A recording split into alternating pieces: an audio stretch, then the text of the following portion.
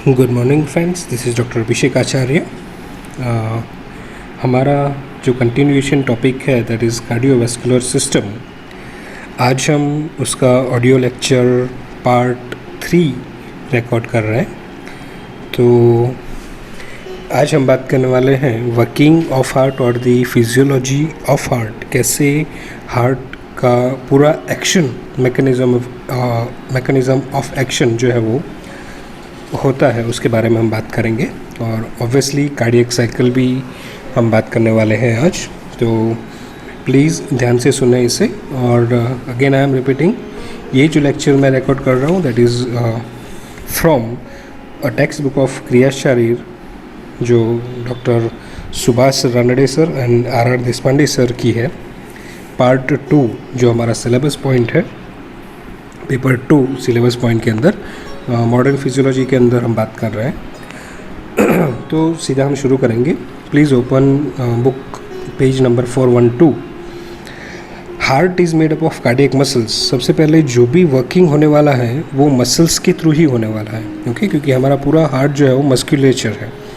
तो मसल्स की फिजियोलॉजी से पहले हमें जानना ज़रूरी होगी। तो इसके लिए आप muscular physiology of muscular system उसके ऊपर थोड़ा सा फोकस कर सकते हैं। उसके बाद में आप ये समझेंगे तो बहुत आसानी होगी कि कैसे मसल्स जो है वो एक्शन करता है, या तो फिजियोलॉजी ऑफ मसल्स क्या होती है। ओके, तो यहाँ पे हार्ट के अंदर जो रिदमिक कॉन्ट्रैक्शन एंड रिलैक्सेशन जो होने वाला है, यहाँ पे हर चीज़, हर एक वर्ड जो है वो बहुत इंपॉर्टेंट है एग्जामिनेशन पॉइंट ऑफ व्यू भी। तो ये ध्यान में रखिए, हार्ट ऑलवेज उसका जो मसल्स काम करेगा that is in rhythmic action. Okay, rhythm it's a very necessary word जो यहाँ पे आपको याद रखना है। Rhythmic contraction and relaxation, the sequence of rhythmic contraction that called as a systole. Okay, जब आप ब्लड प्रेशर मॉनिटर करते हैं या मेजर करते हैं तो systolic blood pressure and diastolic blood pressure, ये दो ब्लड प्रेशर आपको याद रखने होंगे। तो सिस्टोलिक यानी क्या, जहाँ पे कॉन्ट्रैक्शन होता है और उसकी वजह से जो ब्लड प्रेशर क्रिएट होगा that called as a systolic blood pressure. Okay, तो हार्ट का contraction called as a systole and relaxation called as a diastole. तो ये दोनों जो है वो रिदम के अनुसार जो है होते हैं। ओके, और एक सिस्टोल और डायस्टोल होने के बाद it called as a one heart beat और the one cardiac cycle. Okay, तो ये कंप्लीट होने के बाद हमारा एक कार्डियक साइकिल जो है वो कंप्लीट होता है और हार्ट बीट जो है वो कंप्लीट होती है। तो ऑन एन एवरेज जो होता है according to age wise heart beat पर मिनट जो है वो वेरीज होती है। इन एडल्ट जो है वो जनरली 70 to 80 वी कैन से इतनी हार्ट बीट जो है वो कॉमनली पाई जाती है। द एग्जैक्ट नंबर इज़ 72 पर मिनट, जो आपको एग्जामिनेशन पॉइंट ऑफ व्यू याद रखना है, 72 पर मिनट।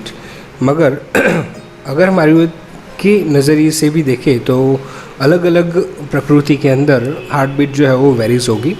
जैसे कि वात प्रकृति के अंदर डिपेंड्स ऑन मूड, उसकी हार्ट बीट जो है वो रिफ्लेक्ट करेगी ऑलवेज। जनरली कई बार जो है वो बहुत ज़्यादा हार्ट बीट उसकी देखी जाएगी 70, 80, 90 तक, और कई बार बहुत ही लो यानी कि 60 और 70 के आसपास देखी जाएगी।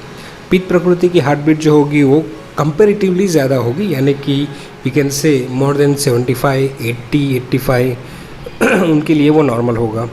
और कफ प्रकृति के अंदर जनरली लोअर साइड पे होगी, यानी कि हार्ट बीट पोर्शन जो है वो थोड़ा सा स्लो होगा। तो वो जनरली होगी अराउंड वी कैन से 60, 66 और 70। Okay, easily we can say that is below 70। तो ये जो क्राइटेरिया है 60 to 80 और 85 का, वो हमें प्रकृति वाइज वेरीज मिल सकता है। डेफिनेटली सर्टेन फिजियोलॉजिकल एक्शन के थ्रू हमारी हार्ट बीट चेंज होती है, जैसे कि एक्सरसाइज उसमें बढ़ जाएगी, जैसे कि स्लीप उसमें कम हो जाएगी। तो ये सारी चीज़ें, जैसे कि अगर हाइपर थिंकिंग चल रही है आपकी तो भी आपकी हार्ट बीट जो है वो ज़्यादा होगी। आप बहुत ज़्यादा डिप्रेसिव फील कर रहे हो तो आपकी हार्ट बीट जो होगी वो कम होगी, यानी कि लोअर साइड पे होगी। तो ऐसी फिजियोलॉजिकल एक्शन के साथ में हार्ट बीट हमारी ऑलवेज चेंज होती है। जनरली हमें याद रखना है मस्कुलर सिस्टम जो होती है हमारी, तो उसके अंदर नर्वस सिस्टम का सीधा इम्पैक्ट होता है, डायरेक्ट, ओके, कि each and every nerve impulse leads to the action potential and leads to the muscles contraction और द रिलैक्सेशन, ओके। तो ये जो पूरा मैकेनिज्म है यहाँ पे कार्डियक मसल के अंदर थोड़ा सा चेंज हो जाता है, ओके, क्योंकि हमारी नर्वस सिस्टम की डायरेक्ट इम्पैक्ट जो है वो सीधी हमारे कार्डियक मसल्स के ऊपर नहीं पड़ती। ये अगेन बच्चों को याद रखना है, मैंने ऑलरेडी लेक्चर 2 के अंदर आपको बोल दिया था, मगर फिर से आपको रिमाइंड करवाना है कि हमारा जो कार्डियक मसल है वो डायरेक्टली नर्वस सिस्टम के इन्फ्लुएंस के अंदर काम नहीं करता है। उसके लिए उनका पूरा अलग मैकेनिज़्म है, that is SA node and वहाँ पे AV नोड। ये 2 नोड जो है यानी कि power house, okay, electric current generator हम बोल सकते हैं, तो वो हमारे हार्ट के अंदर रहते हैं, ओके। तो ये एक थोड़ा सा चेंज ऑफ व्यू हमें देखना है अपने कार्डियक मसल्स के बारे में, ओके। देन हार्ट बीट जो होती है वो जनरली सुपरफिशियली फील की जाती है, वो फीलिंग को हम कहते हैं पल्स, ओके। तो आर्टरी जो होती है वो जनरली हमें फील करवाती है अपने पल्स को। तो रिस्ट के अंदर जो है होती है हमें जनरली फील कर सकते हैं, टेम्पोरल रीजन के अंदर फील कर सकते हैं, फीमोरल आर्टरी फील कर सकते हैं। तो ऐसी कई आर्टरीज जो होती है वो हम आसानी से उसको फील कर सकते हैं। Then the heart of man is myogenic and its contraction is initiated and conducted by the modified muscle plexus called as a nodes, okay।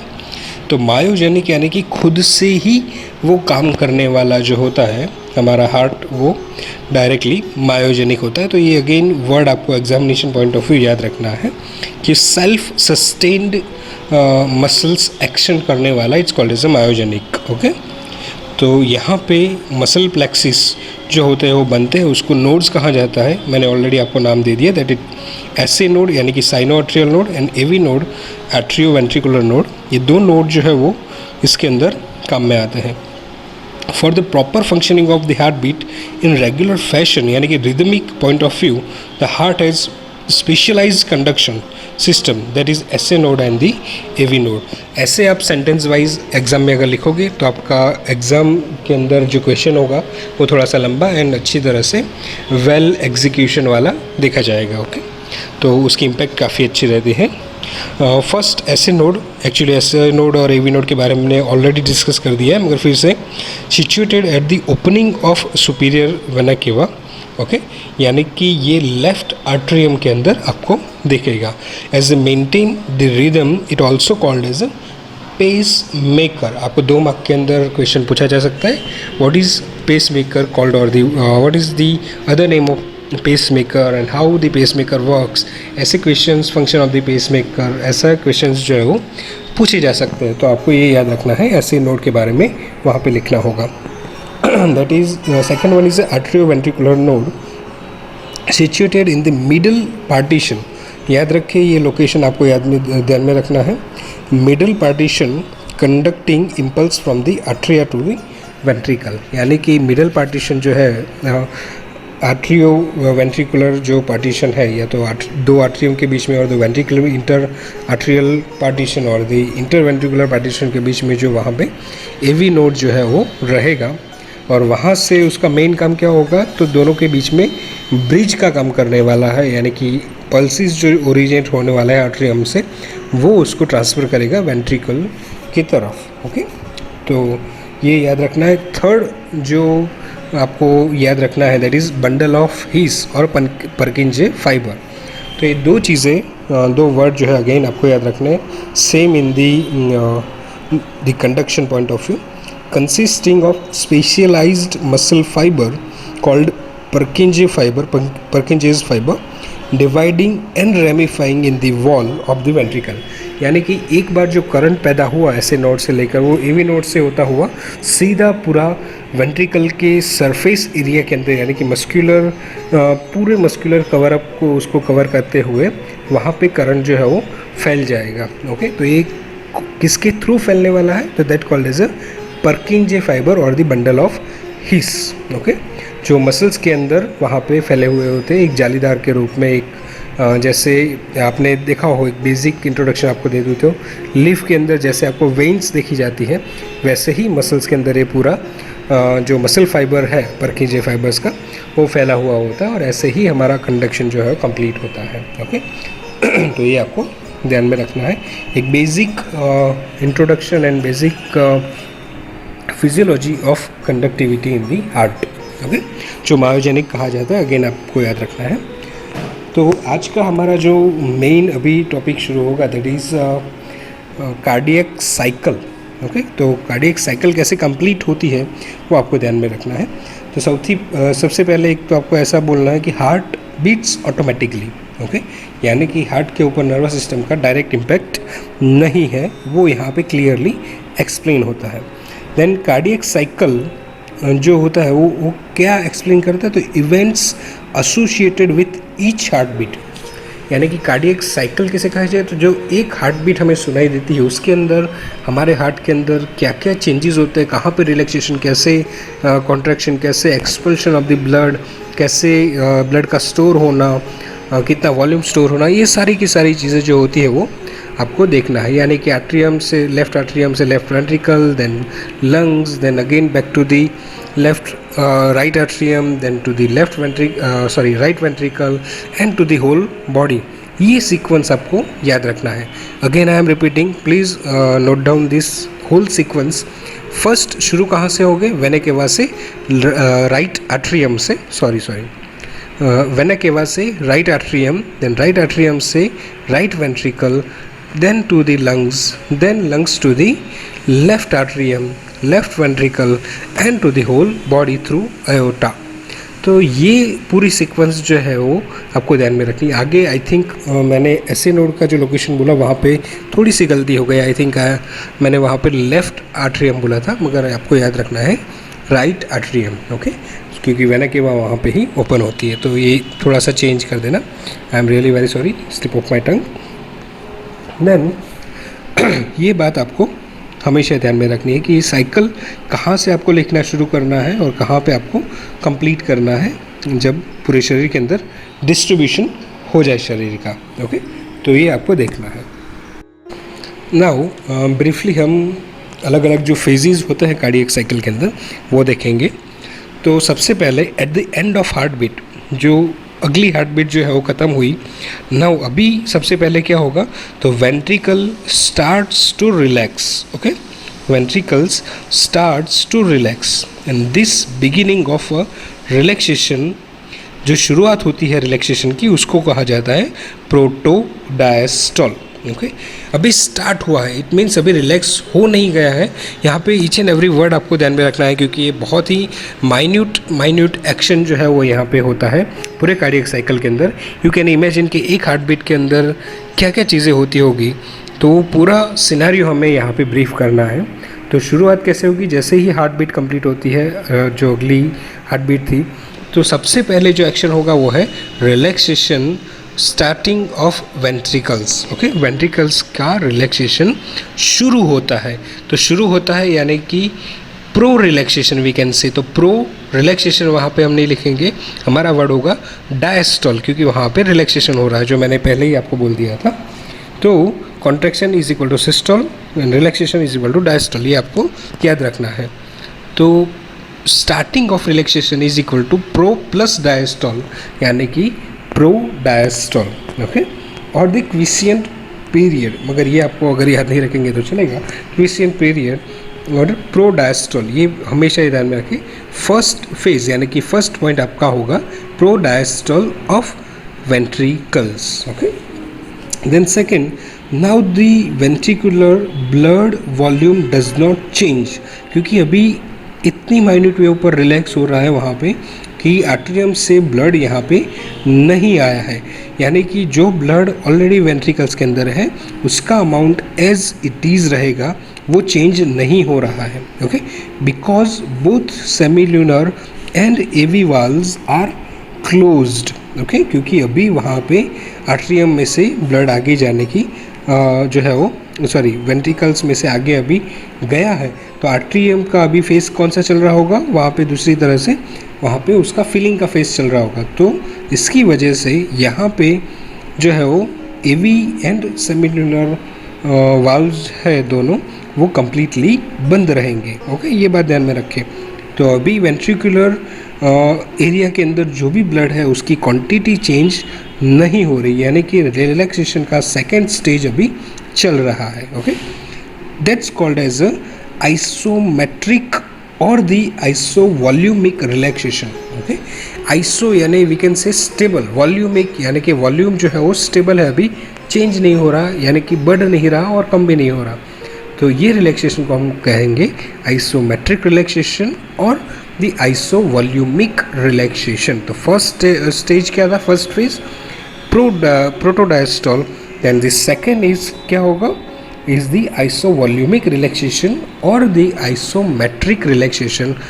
अभी ये दोनों स्टेज के अंदर रिलैक्सेशन यानी कि जो वेंट्रिकल्स का रिलैक्सेशन है वो चल रहा है। फर्स्ट स्टेज में शुरू हुआ था प्रोटोडायस्टोल, सेकेंड स्टेज में अभी भी चल रहा है, मगर वहाँ पे जो वॉल्यूम है वो चेंज नहीं हो रहा। ओके, तो ये आपको समझना है। When ventricular pressure drops below atrial pressure, okay, अभी जो रिलैक्सेशन हमारा है वो बढ़ता जाएगा बढ़ता जाएगा बढ़ता जाएगा, और इतना ज़्यादा रिलैक्सेशन बढ़ेगा कि वहाँ पे प्रेशर जो होगा वो उतना कम हो जाएगा आर्ट्रियम के कंपैरिजन में। तो जैसे ही वहाँ पे कम होगा वेंट्रिकल्स के अंदर ये प्रेशर, तो आर्ट्रियम में से जो है वो ब्लड आना शुरू हो जाएगा। ओके, तो ये एक लेमन लैंग्वेज के अंदर आपको समझना है। When ventricular pressure drops below arterial pressure, the AV valves, atrioventricular valves open, यानी कि bicuspid and tricuspid valves open and rapid filling phase occurs। तो जैसे ही प्रेशर वहाँ पे चेंज होता है, ये वाल्व जैसे ही ओपन होगा, एकदम फोर्स से जो है वो रैपिड फिलिंग फेज जो है वो शुरू हो जाता है। एकदम अटैक होता है ब्लड का सीधा वेंट्रिकल्स के अंदर फास्ट से, नियरली 1/3 से 2/3 ब्लड जो है वो वहाँ पे आर्ट्रिया से वेंट्रिकल के अंदर ट्रांसफर हो जाता है। तो ये था थर्ड फेज। ओके, आपको फेज नंबर 1, 2, 3 ऐसा नहीं बोलना है, मगर ये समझने के लिए मैं सिर्फ आपको बोल रहा हूँ। That is the third phase. First phase protodiastole, second phase isometric और isovolumic reaction, and the third stage जो आपको नाम याद रखना है, that is rapid filling phase. Okay, ventricles का rapid filling phase. Okay, this is fourth. अभी हम आगे जाएंगे। Then this is followed by the middle 1/3 reduced filling phase और द डायस्टोल। ओके, तो पहले एकदम फोर्स आएगा rapid filling, then the second one is a reduced filling phase. Okay, तो फोर्स अभी थोड़ा सा कम हो जाएगा, तो इसीलिए कहा जाएगा reduced filling phase. Fifth one, then firing of SA node results in the atrial depolarization and atrial systole occurs in last 1/3 of the ventricular filling। तो यहाँ पे पहले तो ऑटोमेटिकली, यानी कि जैसे ही प्रेशर ज़्यादा और कम होने की वजह से, यानी वेंट्रिकल्स के अंदर कम होता है, आर्ट्रियम के अंदर ज़्यादा होता है, तो ये प्रेशर की वजह से रैपिड फिलिंग होगा। देन सेकेंड, फिर से वो धीरे हो जाएगा, यानी कि मसल्स आर्ट्रियम के थोड़ा सा रिलैक्स होने की कोशिश करेंगे, तो उसकी वजह से जो है वो रिड्यूस्ड फिलिंग फेज़ आएगा सेकेंड वाला। मगर जैसे ही आर्ट्रियम और ज़्यादा रिलैक्स होने की कोशिश करता है, वहाँ पे ऐसे नोड में से इलेक्ट्रिक करंट फायर होता है, और सीधा जो लास्ट में 1/3 ब्लड वहाँ पे बचा है, वो सारा जो है वो वेंट्रिकल के अंदर आ जाएगा। ओके, तो ये अगेन रैपिड फिलिंग फेज कहा जाएगा। ओके, तो first is rapid filling phase, second is reduced filling phase, and third is again rapid filling phase, जो 3 चीज़ की होता है। मगर यहाँ पे आपको याद रखना है, ऐसे नोड का फायरिंग थर्ड फेज के अंदर आता है, not in the first phase. Okay, first के अंदर ट्रांसफॉर्म होता है blood just because of the pressure differentiation. Okay, pressure जो होता है डिफरेंस होता है, इसकी वजह से आर्ट्रियम में से वेंट्रिकल में जो ब्लड है वो ट्रांसफॉर्म हो जाएगा। मगर सेकेंड स्टेज के अंदर just normally reduced filling phase जो है वो होता है, वो भी ऑटोमेटिकली होता है। अगर थर्ड फेज जो होता है वो with the SA node signal firing की वजह से सीधा रैपिड फिलिंग फोर्स यानी कि लास्ट 1/3 वाला जो या 1/3 से भी कम जो ब्लड वहाँ पे रहेगा वो फायर होके सीधा वेंट्रिकल्स के अंदर आ जाएगा। Then the second filling phase वो आपको याद रखना है। ओके, तो ये सारी चीज़ें 5 स्टेज के अंदर हुई है अभी तक। यहाँ पे आपको देखना है क्योंकि arterial systole contributes only 20 to 30% of the total blood volume in the ventricles, so इसकी वजह से arterial contraction is not absolutely necessary for adequate blood flow for the normal heart rate. Okay, तो यहाँ पे इन केस अगर आर्टेरियम के function के अंदर अगर कोई दिक्कत होती है या तो एसए नोड के अंदर जो है वो राइट आर्टेरियल RBBB जो होता है, ओके, जो मैंने ऑलरेडी आपको बोल दिया था तो वैसे अगर कोई भी आर्टेरियम रिलेटेड डिसीज़ अगर हार्ट के अंदर होता है तो मेजर चेंज नहीं होता हार्ट बीट के अंदर और दी ब्लड वॉल्यूम जो है वो डिस्ट्रीब्यूट होने में उतना ज़्यादा फ़र्क नहीं पड़ता और मालूम भी नहीं पड़ता कि आर्टेरियम अगर कोई तकलीफ़ हुई है तो कोई ऐसे मेजर सिम्टम्स जो है उनमें एग्जीक्यूट नहीं होते हैं। ओके, तो ये बात हमेशा ध्यान में रखें। जब भी कोई दिक्कत वेंट्रिकल्स के अंदर होती है that only leads to the severe heart disease और दी ऐसे सिम्टम्स जो हमें फैटल भी मिल सकते हैं। ओके, तो ये बात ध्यान में रखें आर्टेरियम ऑन द वेंट्रिकल के बीच में जो पैथोफिजियोलॉजी है वो। देन हम मूव होते हैं 6th के अंदर।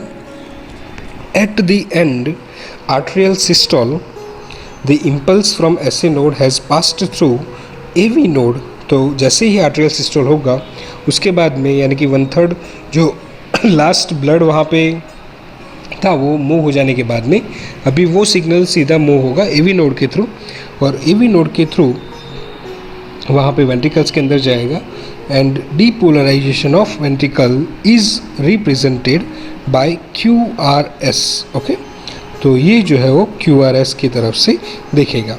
इससे पहले जो हमारा लास्ट रैपिड फिलिंग फेज़ था वहाँ पे जो ऐसे नोड फायर करता है अपना, तो उसमें जो ECG के अंदर पहला स्ट्रोक दिखता है आपको, पहला जो वेव दिखता है दैट इज़ P वेव वहाँ पे आपको दिखेगा। ओके, तो वो शो करता है ऐसे नोड का फायरिंग। ओके, यानी आर्टेरियम का लास्ट में जो खाली होने का प्रोसेस है वो वहाँ पे दिखेगा। ओके, अगर ऐसी कंडीशन के अंदर अगर कोई दिक्कत होती है आर्टेरियम के अंदर तो P वेव के अंदर चेंजेस महसूस होंगे, चेंजेस दिखाई देंगे। ओके, यहाँ पे अभी AV नोड से आगे जो वेंट्रिकल्स के अंदर जाएगा और डीपोलराइजेशन होगा वेंट्रिकल्स के अंदर तो वो प्रेजेंट होता है ECG के अंदर QRS वेव्स। ओके, ये बात ध्यान में रखें, वहाँ पे रिप्रेजेंट होगा QRS वेव्स। ओके, ECG के अंदर कॉम्प्लेक्स जो QRS कॉम्प्लेक्स जो हम बोलते हैं वो रिफ्लेक्ट होने वाला है ECG के अंदर। इट शोज़ कि वहाँ पे वेंट्रिकल्स का डीपोलराइजेशन शुरू हो गया है। ओके, तो ventricles get filled with the blood, AV and seminal valves both are closed and arterioventricular valve. Okay, so this is isovolumic और आइसोमेट्रिक कॉन्ट्रैक्शन। तो यहाँ पे अभी फर्स्ट फेज ऑफ कॉन्ट्रैक्शन शुरू होगा। तो जैसे ही शुरू होगा वहाँ पे दोनों तरफ के वाल्व यानी कि आर्टरीवेंट्रिकुलर तो बंद होने ही चाहिए मगर जो सेमिनल वाल्व है वो भी अभी तक बंद है, यानी कि वेंट्रिकल्स में से कोई भी एक छोटा अमाउंट का ब्लड भी वहाँ पे बाहर नहीं जा रहा है। अभी उसका एक फीलिंग जो है वो कंप्लीट हो चुकी है, ब्लड की फीलिंग कंप्लीट हो चुकी है, अमाउंट एज इट इज़ रहेगा। इसकी वजह से उसको बोला जाएगा आइसो। अगेन आइसो याद रखें आप, वहाँ पे क्या था आइसोमेट्रिक रिलैक्सेशन था, अभी यहाँ पे क्या आएगा आइसोमेट्रिक कॉन्ट्रैक्शन। ओके, क्योंकि फर्स्ट फेज ऑफ कॉन्ट्रैक्शन शुरू हो चुका है, अभी आगे जाके जो है वो सेमिलुनर वाल्व वो ओपन होने वाले हैं। तो as ventricular contraction continues pressure inside the chamber rises. Okay, जैसे ही प्रेशर जो है वो राइज होगा, ओके, कॉन्ट्रैक्शन बढ़ रहा है धीरे धीरे।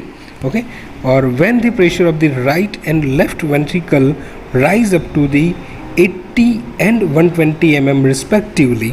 Okay, 80 mm at the right ventricle and 120 mm at the left ventricle of HG respectively.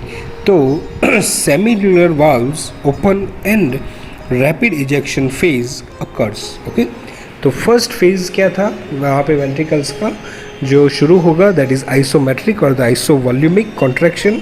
Then second is rapid ejection phase. Okay, ये ध्यान में रखना है।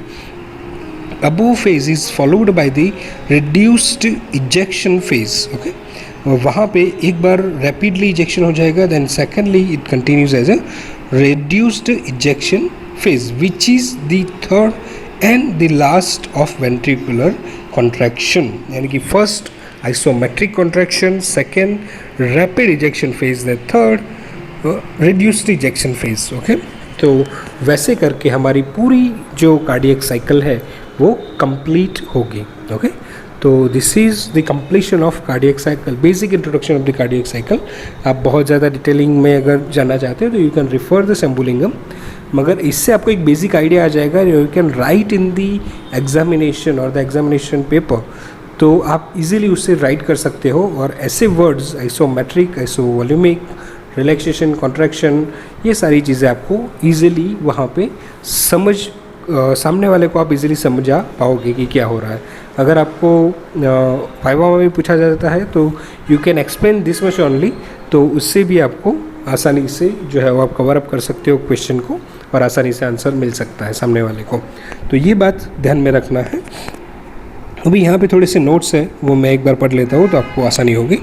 During ejection ventricular volume decreases from 130 ml to 60 ml। Okay, during ejection यानी कि जैसे ejection होगा, rapid ejection, reduced ejection, तो उसके अंदर जो 130 ml ऑफ ब्लड जो है वो वेंट्रिकल्स के अंदर रहता है, वो क्या होगा, रिड्यूस हो जाएगा 60 ml तक, यानी कि 70 ml ऑफ ब्लड जो है वो इजेक्ट होगा। ये ध्यान में रखना है। ओके, यानी कि स्ट्रोक वॉल्यूम क्या होगा, जो बाहर निकल रहा है वॉल्यूम, उसे बोला जाएगा stroke volume, SV।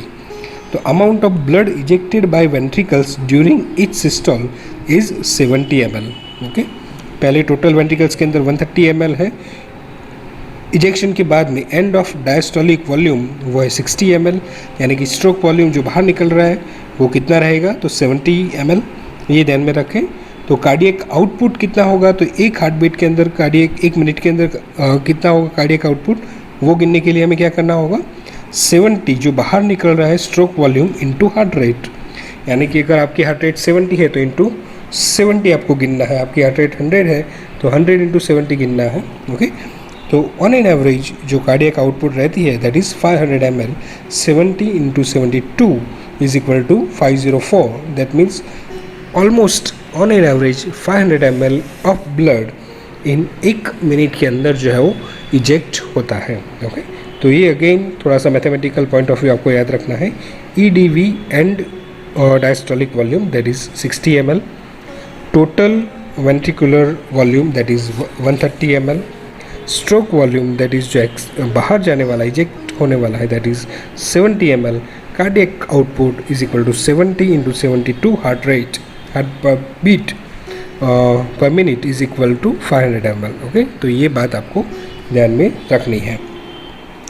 The last thing is cardiac cycle के अंदर जो रेगुलेशन ऑफ कार्डियक आउटपुट है वो किसके ऊपर रहता है, तो first point is cardiac output is regulated by Venus return, यानी कि कितना सुपीरियर और इन्फीरियर वेना केवा में से ब्लड वॉल्यूम आता है उसके ऊपर डिपेंड होगा।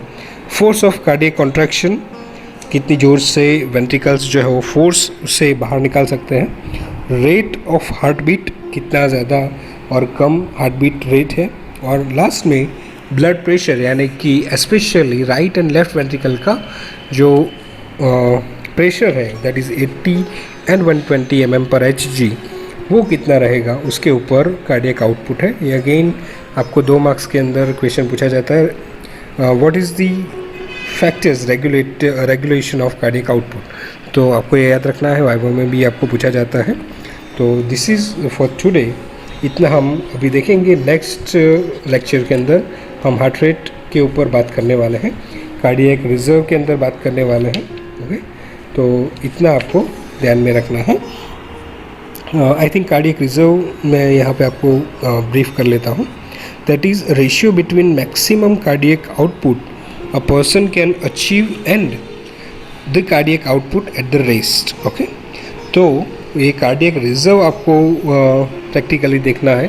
तो ratio between the maximum cardiac output, यानी कि बहुत ज़्यादा एक्सरसाइज करने के बाद में कार्डियक आउटपुट कितना होता है वो देखना है. एंड जब आप स्लीप या तो सो गए या तो रिलैक्सेशन कर रहे हो तो उस वक्त आपका कार्डियक आउटपुट कितना होगा वो गिनना, that called as a cardiac reserve.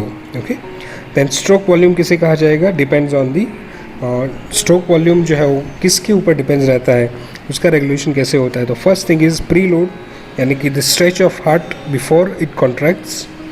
Then contractility that is forceful of contraction of ventricular muscle fibers.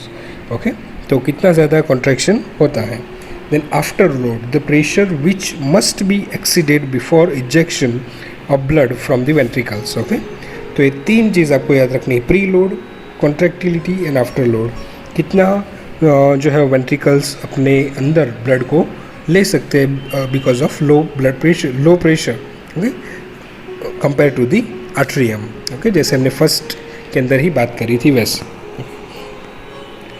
तो आज के लिए इतना आई थिंक काफ़ी है. प्लीज़ इस लेक्चर को रिपीटेटिवली सुनते रहना, तो आपको कार्डियक साइकिल जो है वो क्लियर हो जाएगा, कैसे कार्डियक साइकिल पूरे फेज़ वाइज जो है अकर होता है. बहुत ही आसान लैंग्वेज के अंदर मैंने ट्राई किया आपको समझाने का. तो और जैसे मैंने बोला, अगर आपको ज़्यादा जानना है तो यू कैन रिफ़र दिस शंभुलिंगम और दिस फिजियोलॉजी. नो डाउट उसमें भी काफ़ी सारे आपको कन्फ्यूजन हो सकते हैं. अगर आपको कोई कन्फ्यूजन हो तो you can write in the comments. Thank you so much. This is doctor Abhishek Acharya. Have a good day. Take care. God bless you. Please subscribe my channel, that is Vedic Ayu Productions, and share these lectures to your colleagues, students. Thank you so much.